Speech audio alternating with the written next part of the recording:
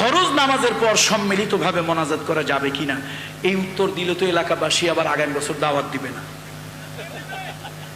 উত্তর কি আপনাদের পক্ষে দেব না বিপক্ষে দেব?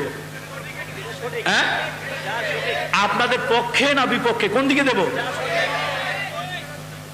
যেটা আলহামদুলিল্লাহ, আল্লাহ আপনাদেরকে কবুল করুন।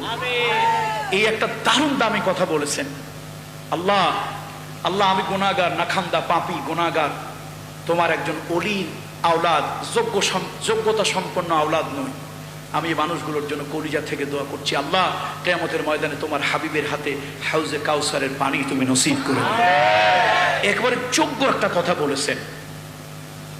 আমরা ভয় পাই যে কোন দিকে উত্তর দেব, পক্ষের না বিপক্ষের।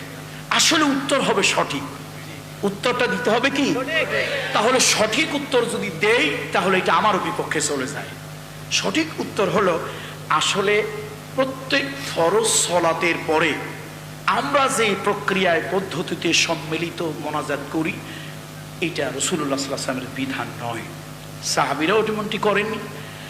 প্রত্যেক ফরজ সালাতের পর রাসূলুল্লাহ এবং তার সাহাবীরা, তাবেঈরা, তাবেঈরা সেই থেকে আজ পর্যন্ত যে আমলটা করে আসছে সেটা হলো প্রত্যেক সালাতের পরে দোয়া। প্রত্যেক সালাতের পরে কি? প্রত্যেক সালাতের পরে দোয়া।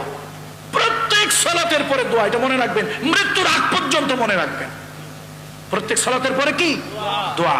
রাসূলুল্লাহ সাল্লাল্লাহু আলাইহি ওয়াসাল্লাম সালাত ফিরিয়ে প্রথম আল্লাহু আকবার বলেছেন।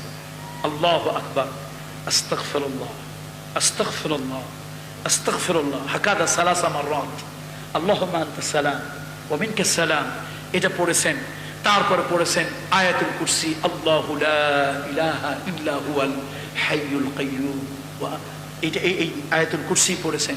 তারপরে এরকম অনেকগুলো দোয়া আমি যদি এরকম বলতেই থাকি পড়েছেন। তারপরে একবার পড়েছেন 33 বার সুবহানাল্লাহ, 33 বার আলহামদুলিল্লাহ, 33 বার আল্লাহু আকবার বা 34 বার আল্লাহু আকবার, হয়তো রিওয়ায়াত ভিন্ন ভিন্ন থাকতে পারে। এরপরে সূরা নাস পড়েছেন, সূরা ফালাক পড়েছেন, আরো কিছু মাসনুন দোয়া পড়েছেন।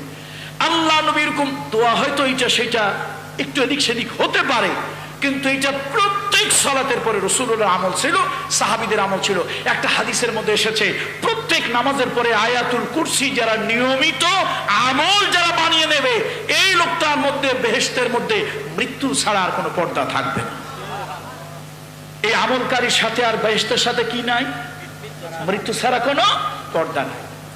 কিন্তু এই মাসনুন দোয়াগুলি যা রাসূল